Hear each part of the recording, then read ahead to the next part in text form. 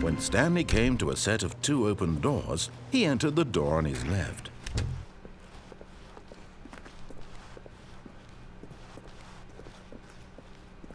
Yet there was not a single person here either.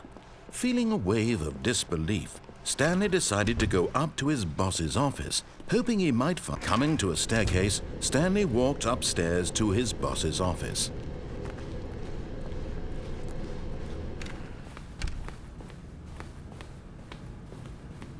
The moment he entered his manager's office, Stanley froze in his tracks. Not a living soul anywhere. Could he really be all alone? This was too much for Stanley to take, too much for any man to take. He fell to his knees, bursting into half moans, half sobs, the guttural retching of life from a man denied any hope, any reason to keep going. Here on the floor he lay prone, paralyzed by fear for nearly a full hour. But when at last he began to move about and survey the situation, he found a keypad behind. Stanley was in such a rush to get through the story as quickly as possible, he didn't even have a single minute to just let the narrator talk. That kind of anxiety isn't healthy, so he relaxed for a few moments with some calming New Age music.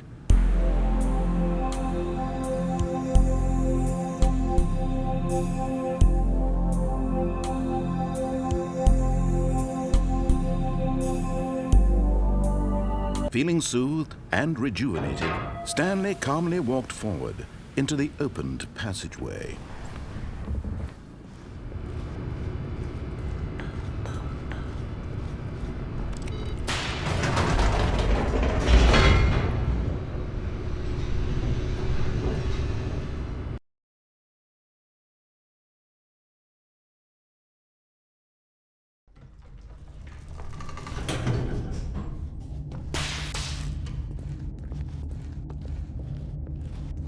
Stanley walked straight ahead through the large door that read Mind Control Facility.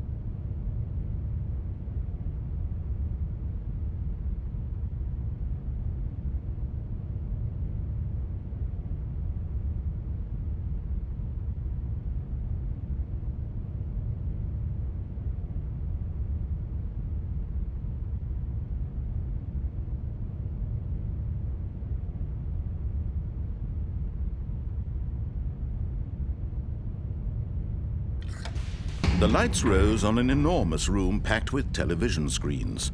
What horrible secret did this place hold? Stanley thought to himself. Did he have the strength to find out?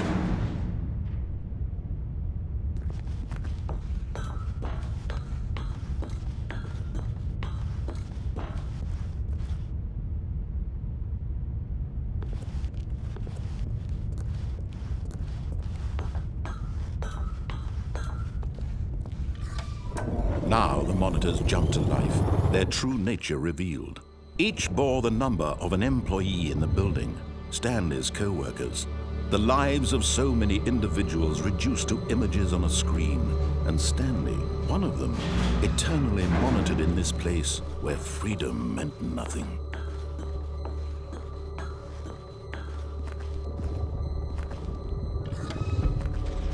This mind control facility, it was too horrible to believe. It couldn't be true. Had Stanley really been under someone's control all this time? Was this the only reason he was happy with his boring job? That his emotions had been manipulated to accept it blindly?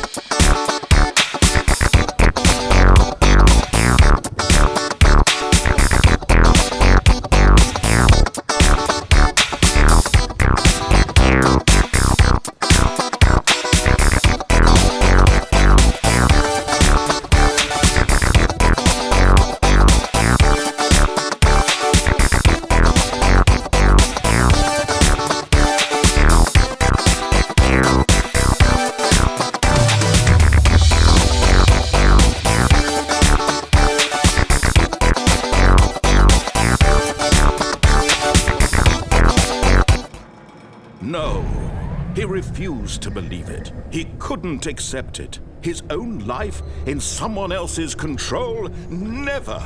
It was unthinkable, wasn't it? Was it even possible? Had he truly spent his entire life utterly blind to the world? But here was the proof. The heart of the operation.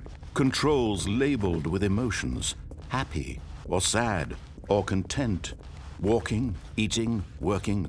All of it monitored and commanded from this very place. And as the cold reality of his past began to sink in, Stanley decided that this machinery would never again exert its terrible power over another human.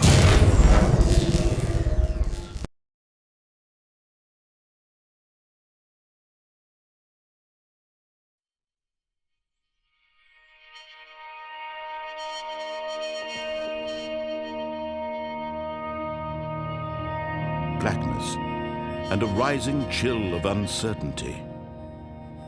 Was it over? Yes!